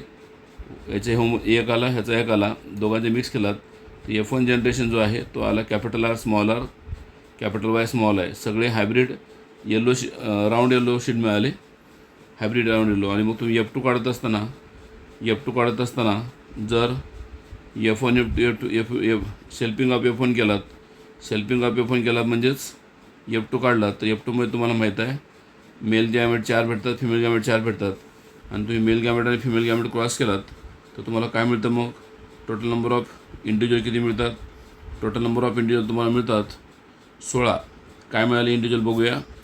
Okay, capital R, capital R, capital Y, capital Y, capital R, capital R, capital Y, small Y, capital R, small R, capital Y, small Y, sorry capital Y, capital R small R, capital Y small Y. Okay, capital R, capital Y small Y, capital R small Y, capital R small R, capital Y small Y, capital R small Y. Okay, त्यानंतर small R capital Y. Okay, sir इथं तुम्हाला पाहायला मिळेल काय, इथं तुम्ही पाहिलात. Okay,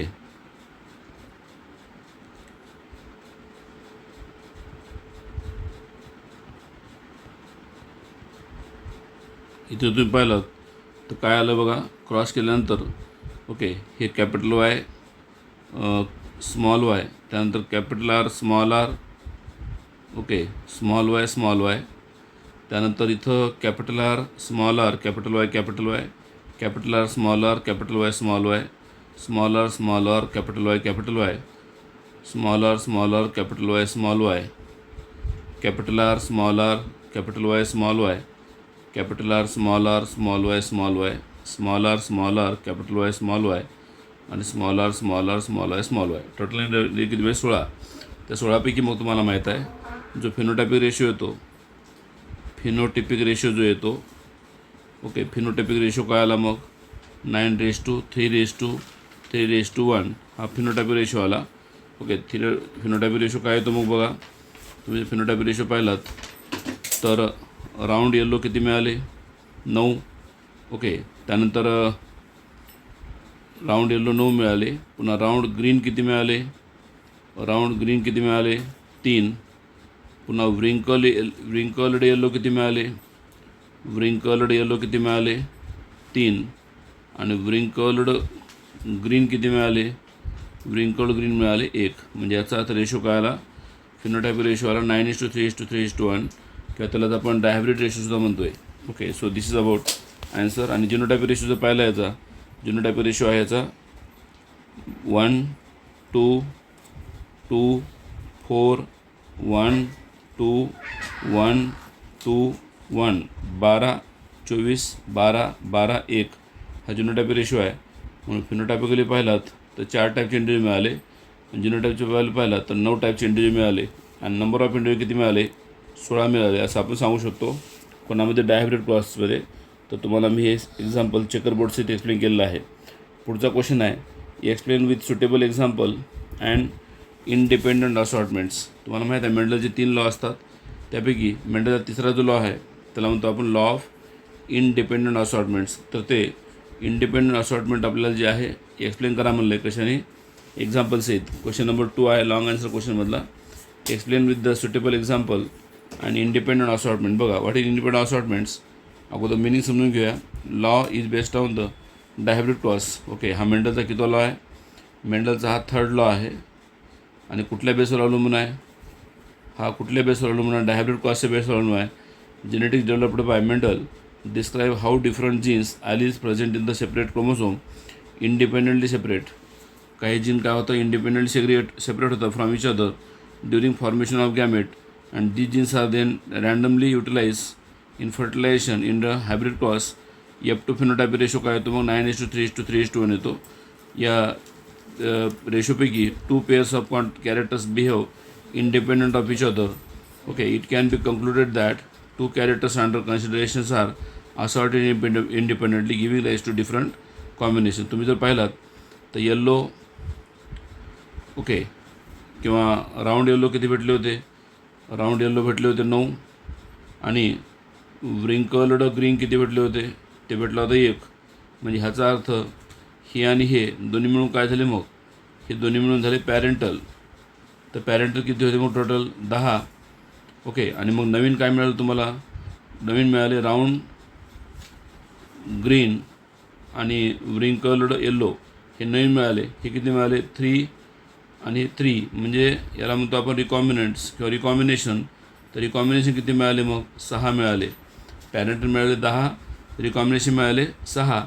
याचा अर्थ आपल्याला सांगायचं आहे की इंडिपेंडंट असॉर्टमेंटचा अर्थ की टोटल नंबर ऑफ इंडिव्हिज्युअलपैकी 16पैकी 6 कॅरेक्टर काय झाले इंडिपेंडेंटली असॉर्ट झाले.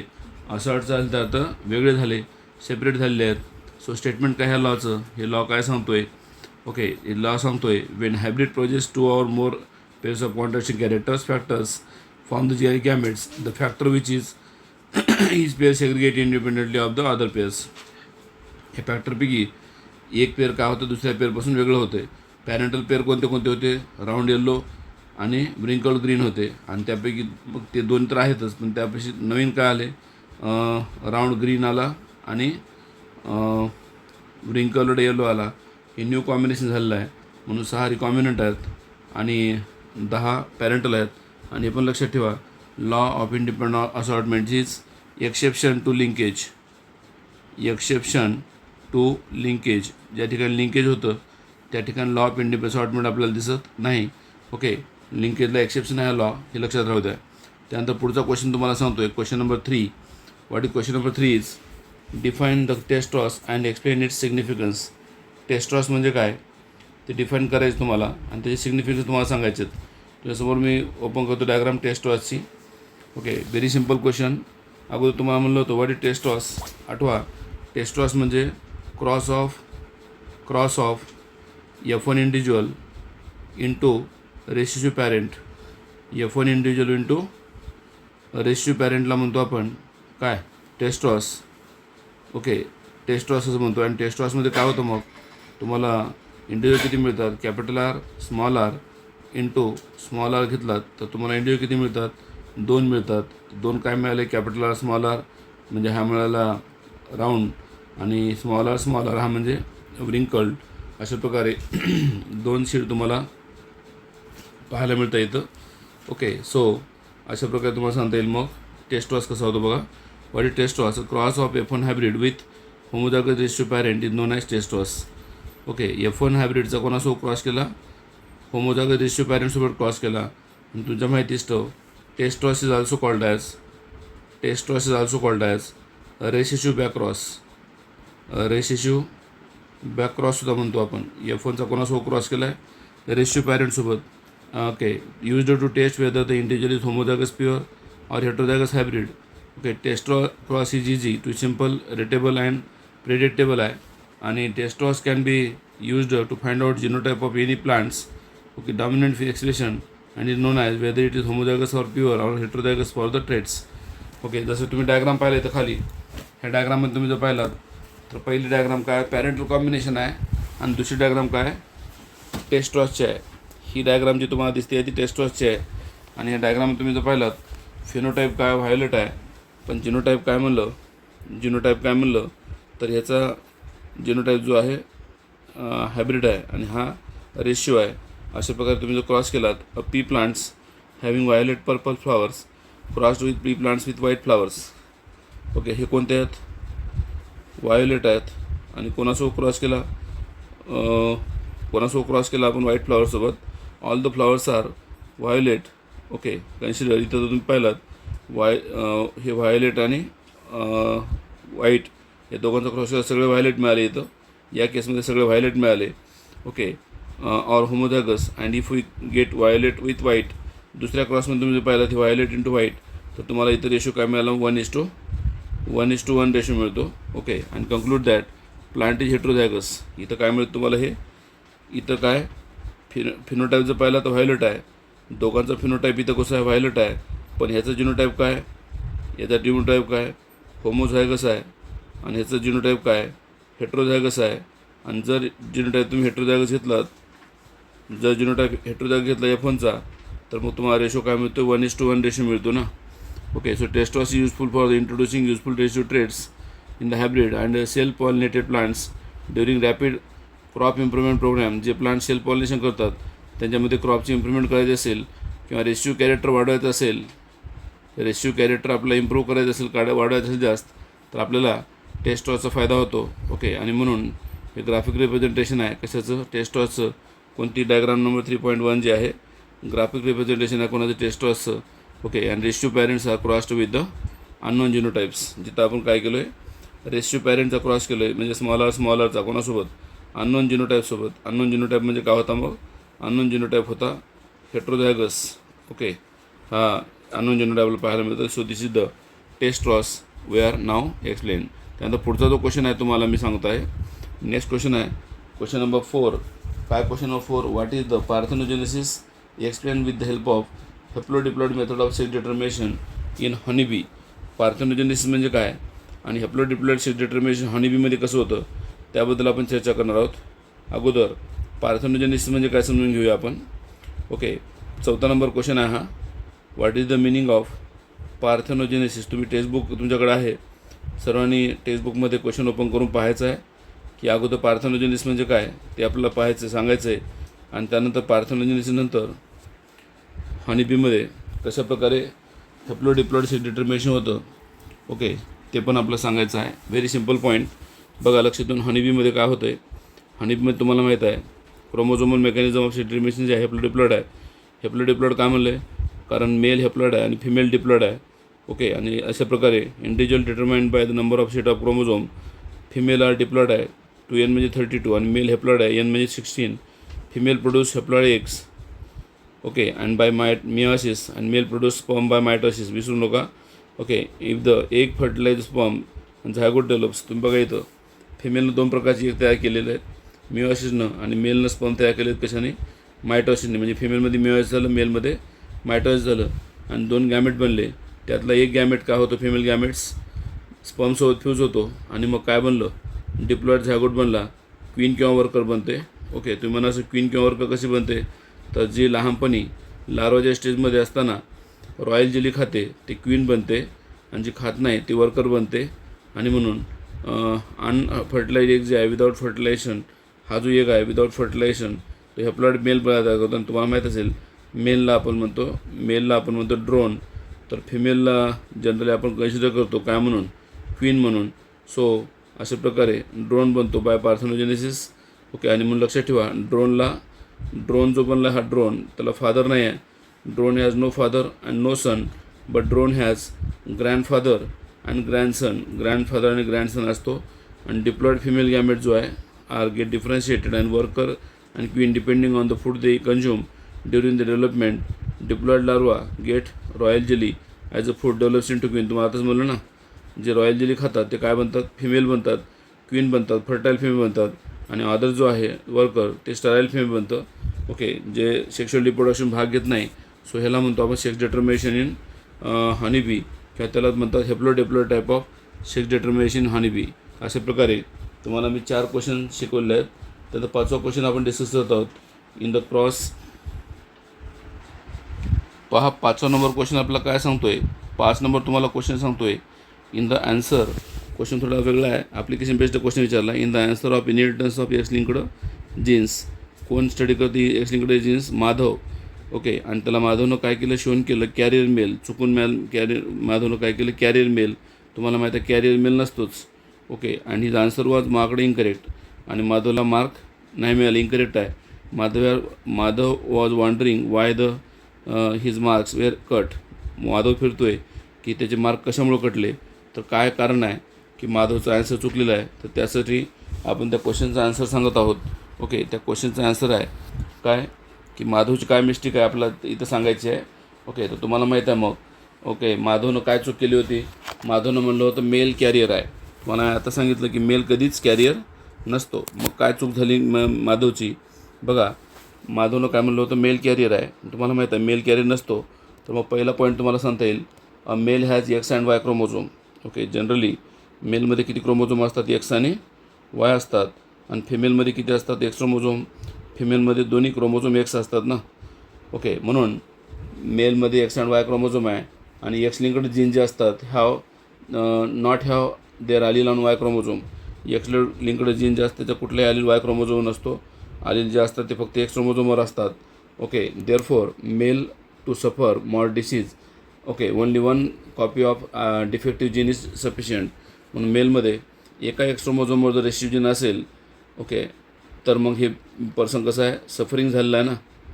काय झालं आहे, सफरिंग झालं आहे. कारण मेलमध्ये एक्स क्रोमोझोम किती आहेत, फक्त एकच आहे. आणि ते एकाच क्रोमोझोमवर रेसिव्ह जीन असेल तर हा मेल कसा आहे, सफरिंग आहे.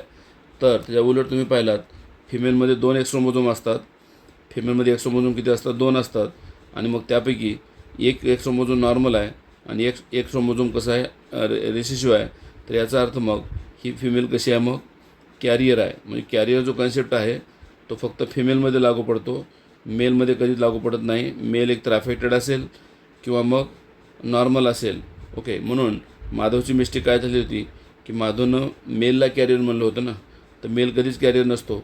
ओके, आणि फिमेलमध्ये काय मग 2 एक्स क्रोमोझोम आहेत, त्यामुळे 2 एक्स क्रोमोझोमपैकी एक रिसेसिव्ह जीन आहे, डिफेक्टिव्ह जीन आहे, तर दुसरी डॉमिनंट जीन त्याला काय करते मग सप्रेस करते. म्हणून अशा फिमेलला म्हणतो आपण कॅरियर फिमेल म्हणतो. म्हणजे त्यामुळे डिसीज आहे पण ते सिम्पटम दाखवत नाही, म्हणून त्याच्या फिमेलला आपण म्हणतो कॅरियर फिमेल.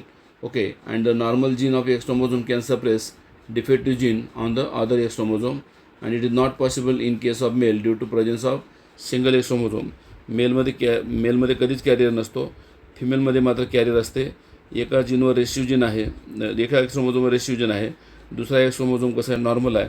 किंवा तुम्हाला जर पाहायचं झालं फिमेलचं, नॉर्मल फिमेलमध्ये X capital C normal female आहे, आणि अफेक्टेड फिमेल दाखवायचं असेल तुम्हाला तर एक्स स्मॉल सी असेल, ही अफेक्टेड फिमेल आहे.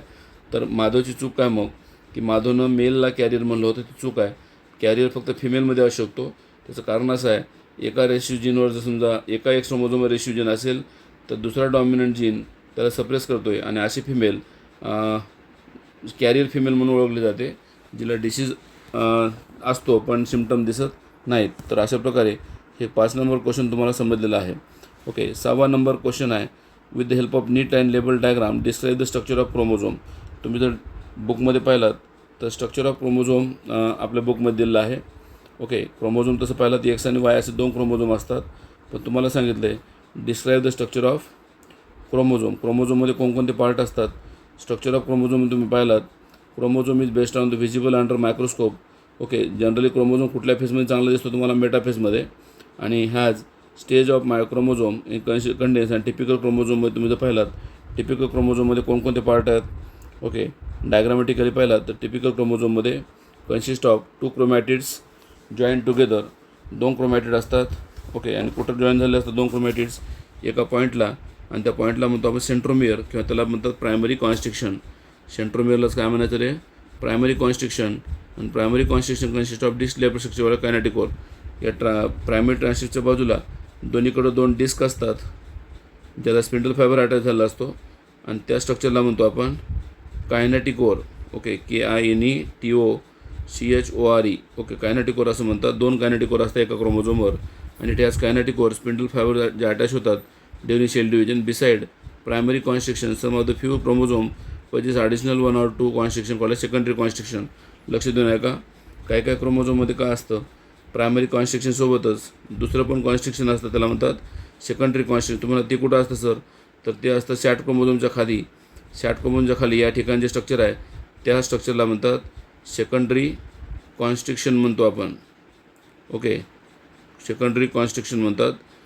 ओके, तर किंवा त्याला आणखी नाव आहे, त्याला म्हणतात न्यूक्लिअर ऑर्गनायझरसुद्धा म्हणतात. At secondary constriction, okay, 1 nucleolus become organise, आणि during interphase nucleolus become organise in interphase as a satellite body. Sat body म्हणतो आपण attach to the secondary constriction 2, and is very few chromosome. Each chromatid in turn contain long and unbranched slender highly coiled DNA threads. प्रत्येक क्रोमोझोममध्ये काय असतात, असे DNA असतात. Okay, त्याला खरं तर क्रोमोनिमॅटा म्हणतो, आणि ते क्रोमोनिमॅटामध्ये पुन्हा कोण असतात, DNA असतात, कॉईल झालेले असतात. आणि chromonemata extend to length of chromatids. Chromatid consist of double standard DNA molecule extend from one end to another end. एका एंडकडून दुसऱ्या एंडपर्यंत एक्सटेंड झाले असतात कोण, DNA स्ट्रक्चर. ओके, त्यानंतर तुम्हाला पाहायला मिळेल.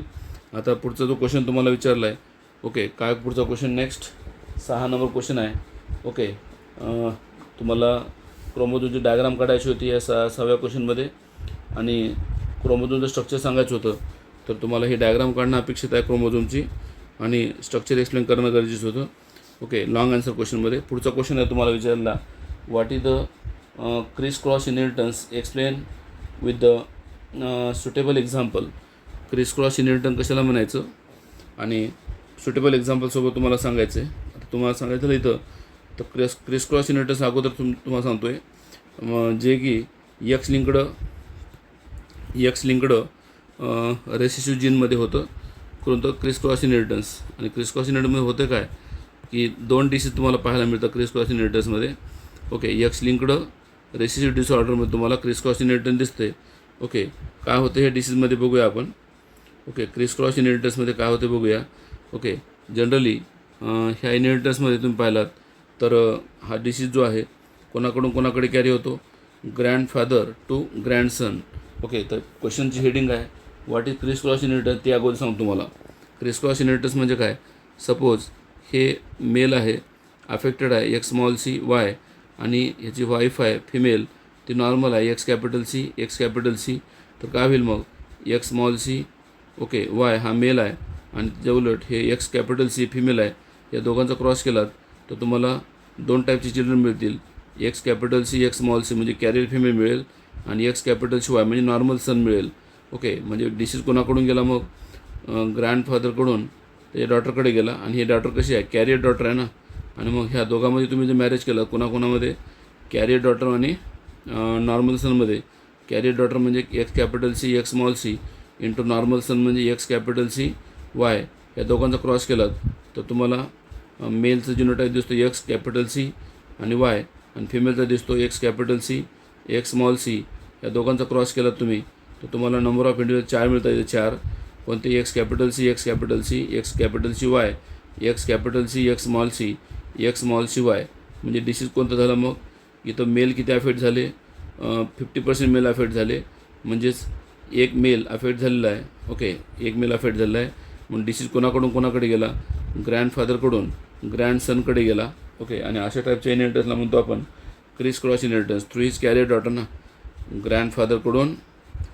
ग्रँडफादरकडून कोणाकडे गेला, ग्रँडसनकडे गेला, पण कोणाद्वारे, कॅरियर डॉटरच्या थ्रू ग्रँडसनकडे गेला हा डिसीज. म्हणून अशा टाईपच्या इनहेरिटन्सला म्हणतो आपण क्रिस क्रॉस इनहेरिटन्स. हा झाला पहिला क्वेश्चन झाला. दुसरा क्वेश्चन म्हणतो आहे explain with the help of suitable example. मी आता तुम्हाला जे डायग्राम दाखवली आहे ही कलर ब्लाइंडनेसची डायग्राम आहे, किंवा हिमोफिलियामध्ये पण सेम तसं होतं. ओके, कलर ब्लाइंडनेसमध्ये काय काय होतं आहे, मेलचं नॉर्मल जिनोटाईप आहे एक्स कॅपिटल शिवाय, अफेक्टेड असेल तर एक्स स्मॉल शिवाय, कॅरियर नसतो मेलमध्ये. फिमेलचं नॉर्मल जिनोटाईप आहे एक्स कॅपिटल सी, कलर ब्लाइंडचं आहे एक्स स्मॉल सी आणि कॅरियरचा X capital C small C.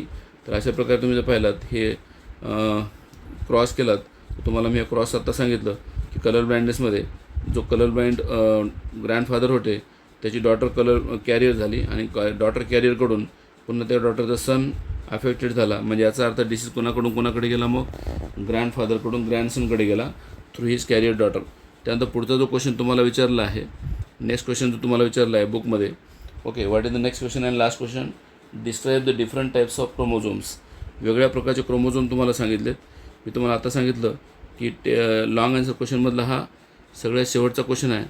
Describe the different types of chromosome. आता तुम्ही डिफरंट टाईप ऑफ क्रोमोझोम पाहिलात तर मेन 2 टाईप क्वेश्चन होतं त्याच्यामध्ये, एक्स अँड वाय क्रोमोझोम पण होतो, आणि दुसरी गोष्ट क्रोमोझोममध्ये सेंट्रोमियरच्या बिहेवियरवरून क्रोमोझोमचे 4 टाईप पडतात. कोणते, मेटासेंट्रिक, सबमेटासेंट्रिक, ॲक्रोसेंट्रिक आणि टिलोसेंट्रिक.